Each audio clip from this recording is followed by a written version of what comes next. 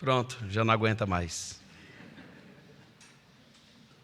Então vai ser assim, sem muita empolgação. Não podia nem cantar, tinha que economizar aqui. Jó 36, versos de 1 a 23. Jó 36, versos de 1 a 23.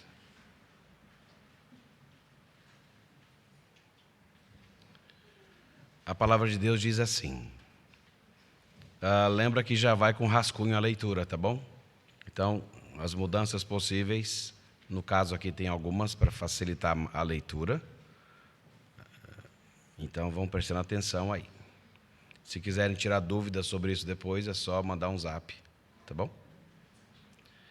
A palavra de Deus diz assim: prosseguiu Eliú e disse: mais um pouco de paciência e te mostrarei que ainda tenho argumentos a favor de Deus.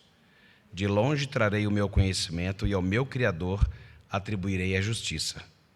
Porque, na verdade, as minhas palavras não são falsas. Contigo está quem é o Senhor do assunto. Eis que Deus é muito grande, contudo a ninguém despreza. Não poupa a vida ao perverso, mas faz justiça aos aflitos. Dos justos não tira os olhos, antes, com os reis, no trono os assenta para sempre e são exaltados. Se estão presos em grilhões e amarrados com cordas de aflição, ele lhes faz ver as suas obras, as suas transgressões, e que se houveram com soberba. Abre-lhes também os ouvidos para a instrução e manda-lhes que se convertam da iniquidade. Se o ouvirem e o servirem, acabarão seus dias em felicidade e os seus anos em delícias. Porém, se não o ouvirem, serão traspassados pela lança e morrerão, sem entendimento. Os ímpios de coração amontoam para si a ira, e agrilhoados por Deus não clamam por socorro. Perdem a vida na sua mocidade e morrem desperdiçando suas vidas na imoralidade. Ao aflito, livra por meio da sua aflição, e pela opressão lhe abre os ouvidos. Certamente ele está te seduzindo para te tirar das garras do perigo, para um lugar espaçoso, em que não há aperto, e as iguarias da tua mesa seriam ricos alimentos. Mas tu estás obcecado com o julgamento do perverso, e por isso o juízo e a justiça te alcançarão. Guarda-te, pois, de que a ira não te seduza com riquezas e a sua propina te desvie. Acaso ele pediria tua ajuda para organizar tuas coisas e não te estressares? Mesmo que te esforçasses muito? Não suspires pela noite, em que povos serão tomados do seu lugar. Guarda-te, não te inclines para a iniquidade, pois tens preferido isso na aflição. Eis que Deus se mostra grande em seu poder. Quem é mestre como ele? Quem lhe prescreveu o seu caminho? Ou quem lhe pode dizer: praticaste a injustiça? Até aqui é a palavra do Senhor. Esse rascunho é bem simplinho, porque Eliú só faz uma introdução, que é a introdução até meio metida para a gente, né? O cara chega e fala assim: aqui está quem é o Senhor do assunto. E não tem como amenizar isso aí, é isso aí. Então, ele faz essa introdução nos primeiros 4 versos, e a partir do 5º verso é sobre o que ele vai tratar. Então, ele vai falar da grandeza de Deus, e o foco da pregação vai ser sobre a ira, porque o foco dele aqui, ele fala de várias coisas de Deus, mas ele está preocupado que Jó atravessou, ou está perto de atravessar a linha com a sua ira. Então, se nós aprendemos no sermão passado de que, olha, o jeito de falar com Deus importa. Então, o jeito de você falar pode ser revelador de que o que está ali é abrigado a uma ira não resolvida.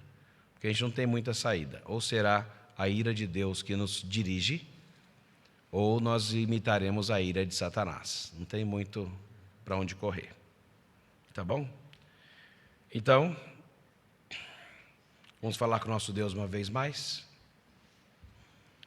Bom Deus e Pai, ajuda-nos a ouvir a Tua voz por intermédio da explicação desse texto, ao considerarmos cada detalhe dele, a fim de sermos instruídos por Ti mesmo. Faze isso, Senhor, nós rogamos no nome de Jesus. Amém. A ira é um pecado de todos. Ele pode ser uma ira do tipo lava-vulcão, eu nem posso me esboçar muito hoje aqui.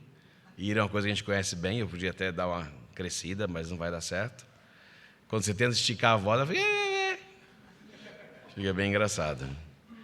Pode ser uma ira tipo lava-vulcão, ou pode ser uma ira tipo gelo. Pode ser alguém explodindo, ou alguém se recolhendo na frieza. Vocês devem conhecer esses dois lados, não é? Ou por praticar, ou por conviver. Há várias maneiras de despertar a ira. Pode ser aquela sensação de eu quero, e então alguém ou alguma coisa está no caminho. Eu quero paz, eu quero proteção, eu quero vida, eu quero significado, e não estou conseguindo ter o que eu quero. Imediatamente a gente se cobre, a gente não vê nada de errado na gente, e a gente aponta o dedo para fora. E a gente vai achar alguém que é responsável por aquilo que eu fiz. Ou que eu não estou conseguindo. Pode ser os filhos, pode ser o cônjuge, pode ser o chefe, pode ser qualquer um. Alguém é responsável por eu não conseguir o que eu devia. E isso traz ira. Essa é uma das maneiras que a ira pode ser despertada. Ou então pode ser o sentimento de que eu sou superior e o outro é inferior. Aliás, muitos pais acham que são superiores às crianças. Crianças, seus pais podem ser maiores que vocês, só isso. Vocês vão ficar grandes também. Mas se vocês não aprenderem direito, vocês vão continuar errando. Porque às vezes os pais esquecem que eles não são superiores às crianças. E há adultos que se iludem com essa postura. Talvez movido pela cultura. Você é de Aracaju, não é? Eu sei. Lá em Pernambuco não é diferente. Criança e cachorro não vale nada. E para não dizer que é só o Nordeste, qualquer lugar no Brasil, se você está jogando, aliás, foi uma coisa estranha que eu vi nos Estados Unidos, né? Eu fiquei horrorizado.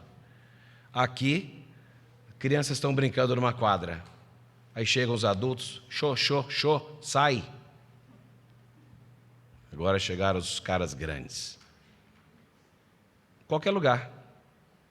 Quando eu vi que tem lugar que é diferente, está lá jogando feliz um vôleizinho, aí chegam as crianças e eles começavam a incluir as crianças. Acabou o grande jogo. Eu falei assim, que droga, eu estou atrapalhando. Mas como era estrangeiro, fiquei quieto. Vendo aquele povo educado, você fica sem graça. Fala assim, eu talvez esteja errado. Mas é uma ira que brota por uma cultura que você acha que ela está certa, você se sente superior às crianças. Ora, ter autoridade dada por Deus para ser papai e mamãe é, na verdade, uma oportunidade de servir a Deus, fazendo-o conhecido à criança. Porque ela é alguém formado à imagem de Deus, que é colocada temporariamente sob os cuidados dos pais e não sob suas ordens. As ordens são as de Deus, que ele deveria repetir. Bom, esse é um outro jeito de ficar irado, não é? Mas tem também o simples, eu estou certo, você está errado. Fim. Ou ainda, como é que eu não fiquei sabendo? Gente, como eu não fiquei sabendo é muito irritante. Por que não me avisaram? Eu fico até pensando, por que não me falaram dessa guerra antes? Meu telefone está aí, todo mundo sabe. Era só me ligar. Por que causar um transtorno e não me avisar antes? A gente reclama de várias coisas que a gente achava que devia ser avisado. Sempre que você testemunha alguém irado no momento de explosão, não sei se vocês já perceberam, é a coisa mais patética que existe, exceto para o pateta. Mas para quem está de fora, é só aquela cara assim, ó, de Que absurdo, gente. Até aparecer a sua. Mas quando você está fora, você fica olhando aquele vocabulário reduzido, uns pequenos xingamentos repetidos aqui e acolá, palavras desconexas até. Aí você fala, gente, não sabe nem falar direito. O raciocínio não funciona direito. Só a própria pessoa, naquele momento, não enxerga a sua estupidez. Ou pode ser o irado de gelo. Você pergunta para ele, está tudo bem? Tá. Você sabe que não está.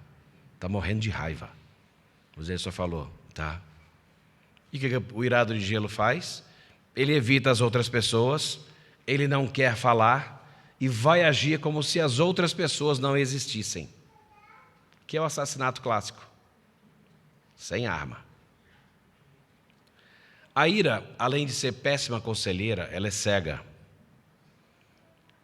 E é interessante porque quando você está com medo, você sabe quando está alegre, quando está deprimido, quando está triste. Mas o irado, ele nunca confessa, ele sempre diz, eu não estou irado. Aí você já descobre que fala assim, entendi. Mas é sempre assim. E tanto faz se a pessoa é um irado lava ou gelo. O ponto, então, como é que você ajuda uma pessoa que não vê o problema, que está cega com a ira?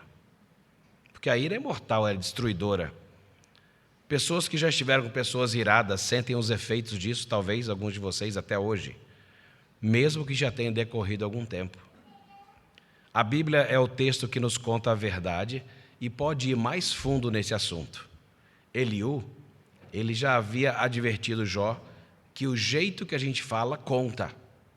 Obrigado, reverendo. E agora ele vai mostrar que Jó está agindo como um irado com Deus e com os outros. Hoje veremos que Eliú está ajudando Jó a refletir. Com quem é o seu compromisso de ira? Porque ou nós confiamos na ira de Deus, ou imitamos a ira de Satanás. É por aqui que a gente vai. Eliú faz um movimento interessante nesse capítulo, até onde a gente leu, porque ele destaca os destinos diferentes dos ímpios e dos justos que caem em pecado. E mostra que Deus, ele dá lugar aos justos, e ele livra os aflitos da sua aflição. As concepções de Eliú, elas são diferentes dos amigos de Jó. Nos versos 5 até 17, ele ultrapassa aquela antiga descrição que os outros amigos já haviam dito, a distinção entre o justo e o ímpio. Lembra, era tudo só justiça retributiva, e assim que Deus faz, ele vai matar e pronto. Você deve estar em pecado, é isso que está acontecendo e fim. É verdade que ele faz lá no capítulo 4, ele até permitiu que inocentes não sofressem permanentemente. Mas logo depois ele já mudou de ideia para, não, se está sofrendo, já era. Então a contribuição de Eliú aqui, ele desenvolveu mais esse tratamento de Deus àquelas pessoas que são os justos que se encontram nessa luta de sofrimento. No caso, para Eliú, ainda por causa dos seus erros. Se eles estão presos com grilhões, disse Eliú, Deus declara sua transgressão e abre seus ouvidos à instrução. Nesse ponto, os dois caminhos se abrem diante deles. Ou ouvem, e aí seus dias terminam em prosperidade, ou eles não ouvem e vão atravessar o rio de morte. Esse reconhecimento de que mesmo os justos podem cair em pecado é uma visão muito mais realista de Eliú acerca da natureza humana do que aquela antiga estrutura retributiva que os amigos de Jó estavam falando nos outros capítulos anteriores. No entanto, mesmo esse aspecto interessante do discurso de Eliú, ele tem um lado ainda negativo. Embora Eliú faça distinção entre sofredores bons e maus, ele ainda opera dentro da estrutura tradicional de sofrimento como punição. Eu acho que é uma estrutura que até muitos de nós pensam nela, de um jeito ou de outro. Você fala assim, o que eu fiz? E popularmente as pessoas, os humoristas falam, devo ter tacado pedra na cruz.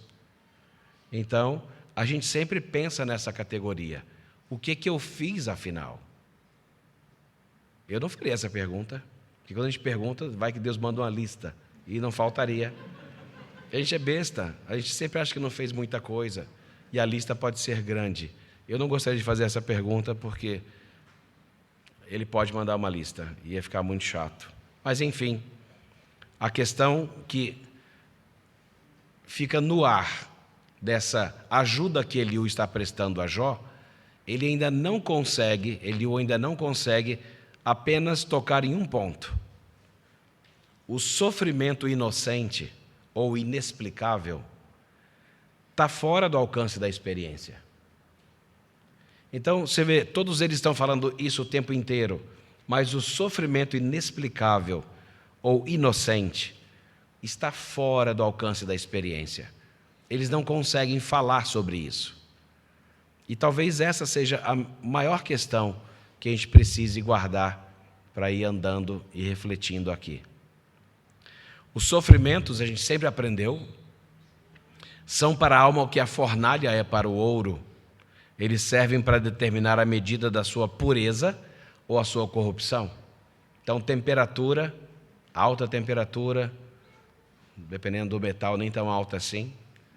Se sob pressão e calor, a gente se humilha diante de Deus e a gente então corrigir tudo que a gente acha de errado, haverá renovação e haverá honra a Deus.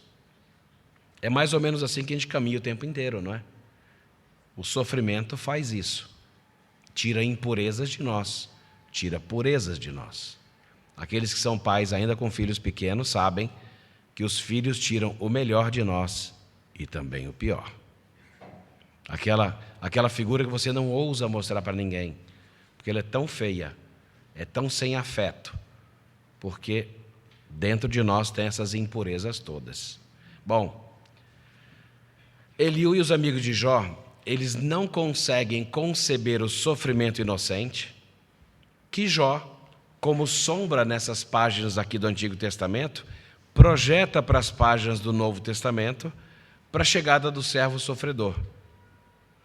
Mas quanto às consequências eternas da retidão ou hipocrisia, olha, Eliú acertou na mosca. Os hipócritas de coração acumulam ira. Sempre que a gente fala de ira, você tem a ira de Deus, a ira dos homens e a fúria de Satanás. Tá até um pedaço disso no Castelo Forte, né? Quando você canta. Então essas iras estão em jogo o tempo inteiro. Aliás, sobre esse último, o tal do Satanás, na Bíblia ele é sempre aquele o leão que quer devorar. Leão, lembra, né? Março, abril. Então ele é o leão que quer devorar. Pode ser todo o seu dinheiro, mas ele quer, na verdade, esse aqui, ele quer a sua alma. Ele é o que vem à terra com grande cólera e deseja causar grande dano à descendência de Cristo, os discípulos que creram nele. Ele age com grande arrogância, blasfema contra Deus e difama os cristãos. Mas, em geral, a sua ira não chega a nós como lava. Muitas vezes, como no caso de Jó, chega com frieza. Aliás, Jó não tinha nem muita energia para muita explosão, nem muita saúde.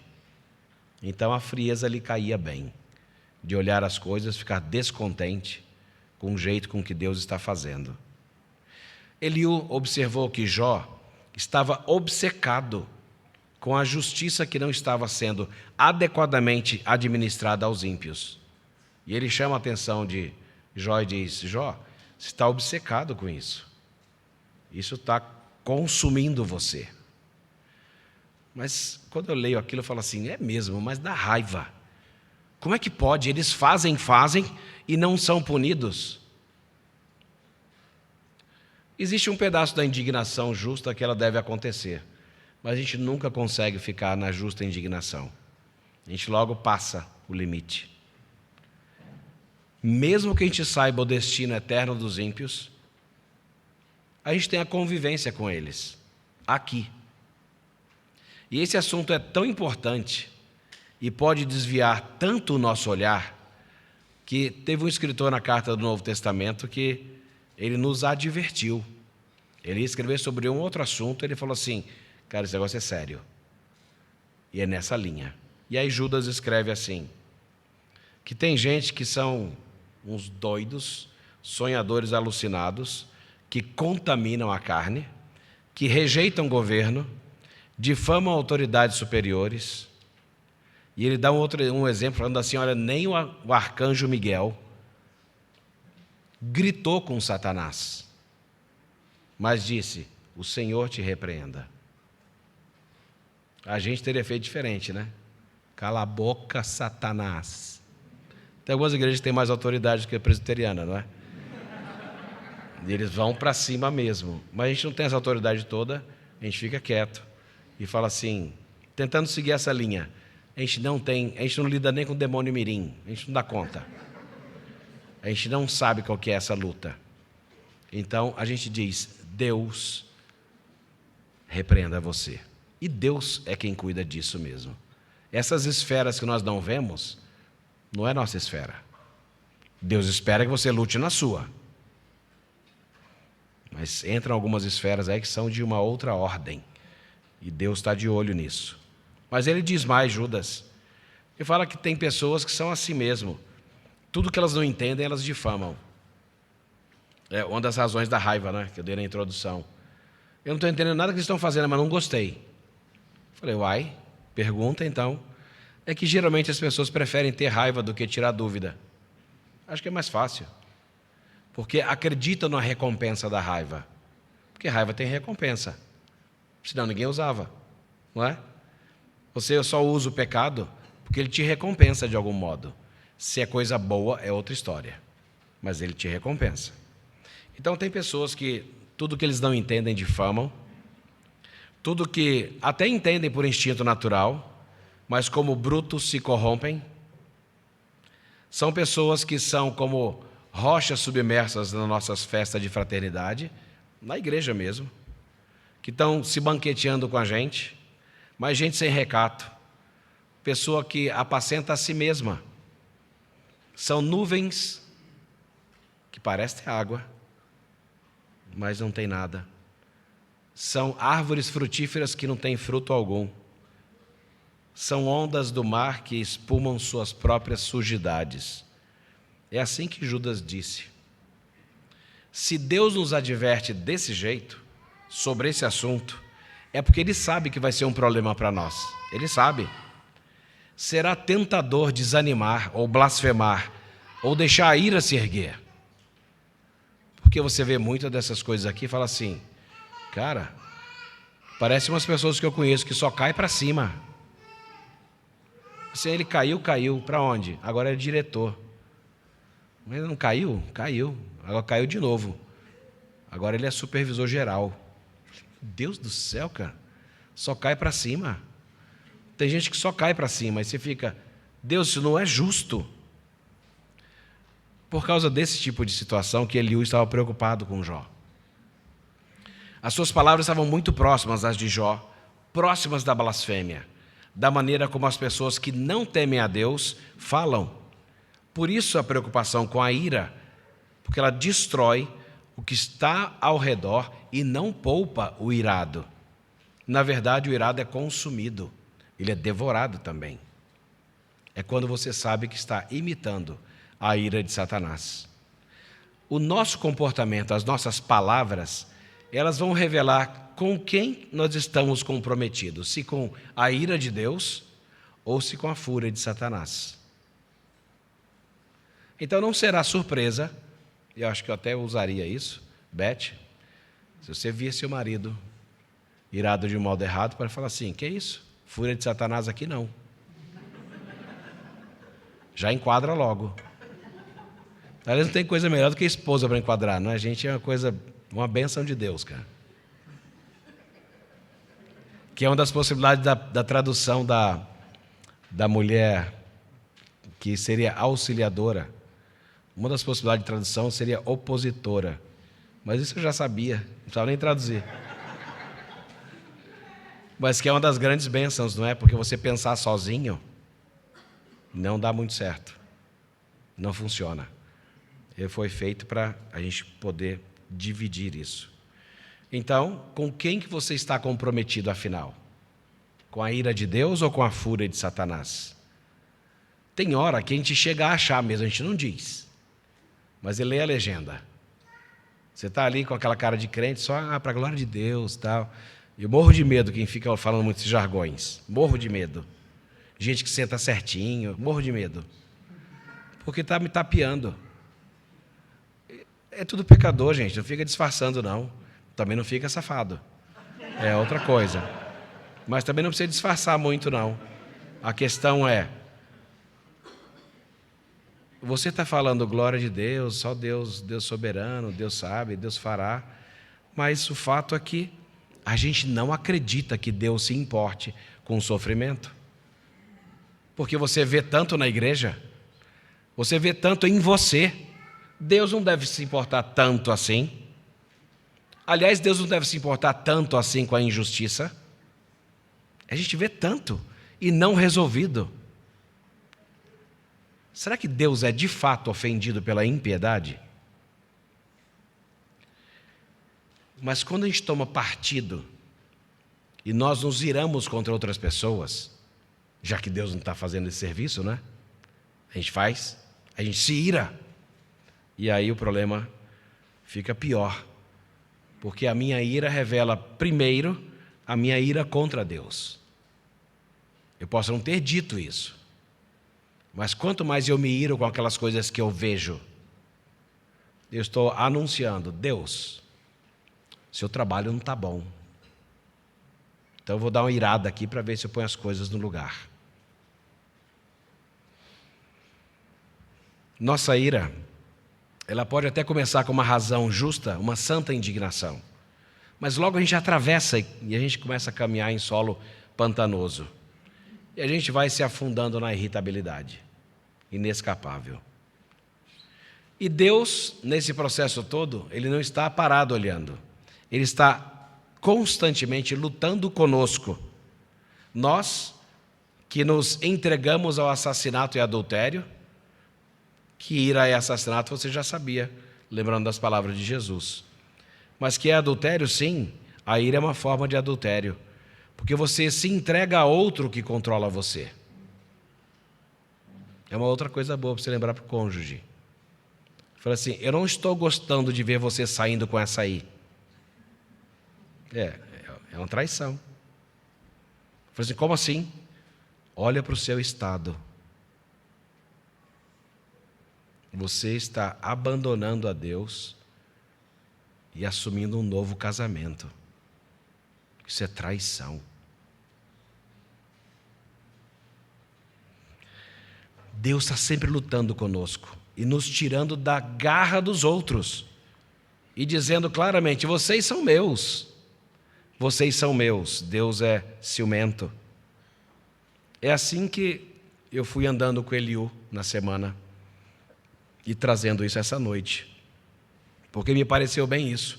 Ele pareceu um amigo que queria tirar Jó da proximidade do abismo, das garras da angústia e da ira, de volta para a confiança de que Deus sabe o que está fazendo, mesmo se Ele não te mandou um zap dizendo como Ele faria. Ele sabe o que Ele está fazendo. Aliás, é sempre irritante, não é? Não saber o que o chefe vai fazer.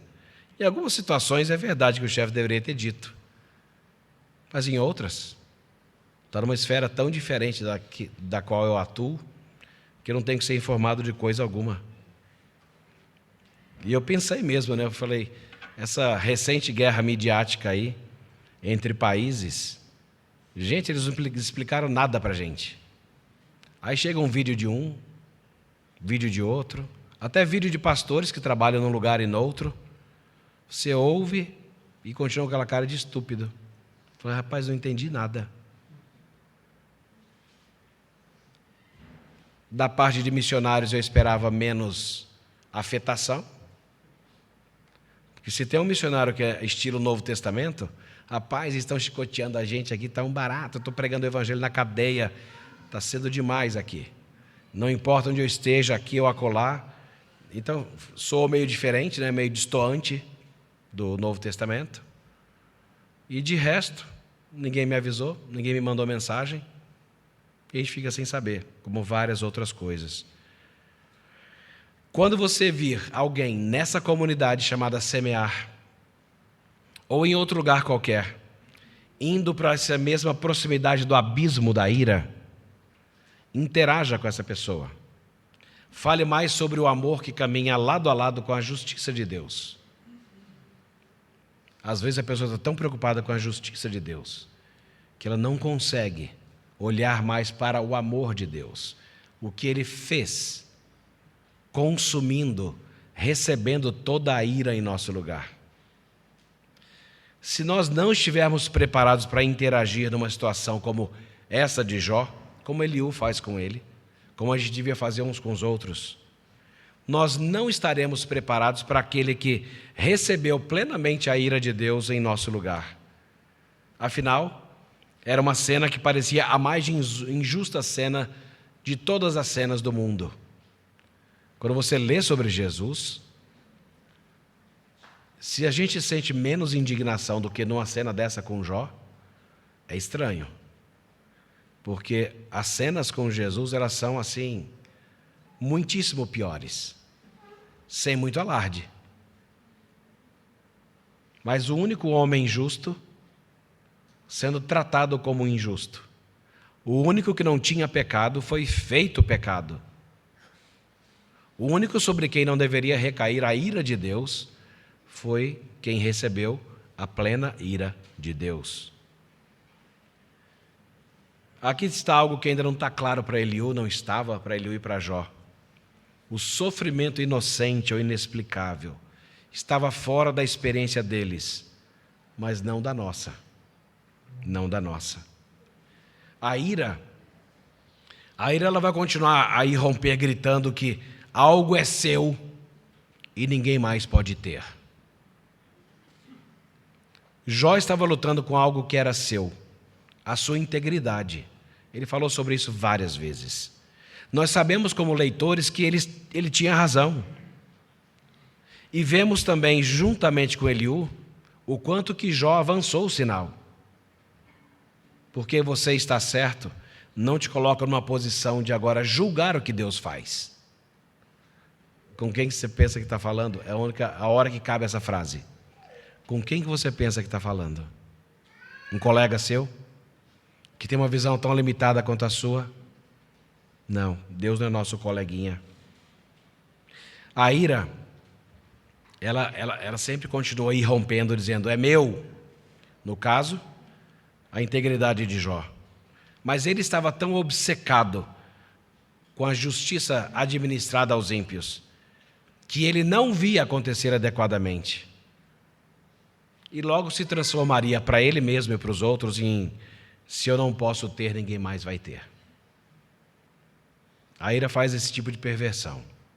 Se eu não posso ter, ninguém mais vai ter. Ira. Afinal, esse é o meu momento. Essa é a hora do meu sossego. Essa é a hora da minha vida. É o meu trabalho, é o meu direito. Eliú avisa Jó para não permitir que a sua raiva induza a rebelião contra Deus. Afinal, a ira oferece riqueza. Dá até uma propina aí. Fala assim, ó, se você me seguir, você ganha um negocinho aí. Um negócio extra por fora. Não entra no imposto de renda. Qual que é a riqueza da ira para o pecador? Já pensou nisso? Na verdade, você deve ter pensado, porque a gente usa o tempo inteiro. A gente é premiado. Nós acreditamos que a gente teve bom resultado quando nós usamos a ira. Você explode ou despreza e funciona. As pessoas ficam com medo, as crianças calam a boca. Funciona. Meu Deus, é a sua recompensa. É a propina que ela oferece, me usa, que eu te dou uma sensação ainda de deu certo. Esse é um grande terror que Eliú fala para Jó. As pessoas ficam com medo, assustadas, e o irado tem sempre a impressão de que obteve a recompensa esperada. Deus é o único que conhece a ira santa. É o único que possui algo mais pesado do que a ira, que é o seu ciúme. E o ciúme de Deus diz: você é meu e nada nem ninguém vai tirar você de mim. Sabendo disso, quando acontecer a sua ira de lava ou de gelo, se envergonha e fala com Deus. Pede perdão a Ele, porque Ele não vai deixar você largado aí não. Ele vai retomar você. Ele conhece muito bem as garras dessa outra fúria, e Ele tem lidado com essa fúria há muito tempo. É fácil nos encontrarmos concordando com a ira de Deus quando Ele julga pessoas que a gente acha que Ele devia ter julgado mesmo. Fala: parabéns, Deus. Muito bom. Mas quando a gente discorda dEle, e nós vamos discordar muitas vezes, não são poucas. Fala assim: ô Deus, tanta gente para morrer nessa Covid, o Senhor tinha que tirar o fulano. Eu tenho uma lista aqui, ó. Todo mundo tem uma lista de quem pode morrer primeiro. E Deus nunca respeita a sua lista. Ele leva quem Ele quer.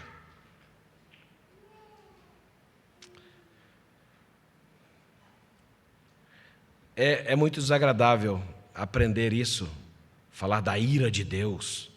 Parece estranho. Parece um aspecto desagradável do caráter de Deus. Mas, na verdade, é o que oferece o ponto de vista mais amplo para entender as profundezas do seu amor pela humanidade. Somente Deus é tardio em irar-se. Somente a ira de Deus, ela é justa e produziu justiça para você e para mim. Só ela. Você não confiaria nela? Eu confiaria. Submeta-se a Deus. É isso que Eliú está dizendo para Jó. Submeta-se a Deus. Você vai aprender isso mais tarde nas páginas do Novo Testamento. Você vai ter um Tiago fazendo eco ao que Eliú está falando aqui. Sujeitai-vos, portanto, a Deus, mas resisti ao diabo, ele fugirá de vós. Chegai-vos a Deus, ele se chegará a vós. Purificai as mãos, pecadores, e vós que sois de ânimo dobre, limpai o coração. Afligi-vos, lamentai e chorai. Converta-se o vosso riso em pranto e a vossa alegria em tristeza. Humilhai-vos na presença do Senhor e Ele vos exaltará. É isso que Eliú está dizendo para Jó fazer. Isso é tão pesado que o próprio Jesus Cristo disse: Pai, esse sofrimento está pesado. Se possível, não me deixe passar por ele, mas seja feita a tua vontade. Jó foi essa sombra do injusto sofredor. Ele era, aliás, o justo que sofreu. Injustamente, eu já não sei se é injustamente, se eu deixo com Deus.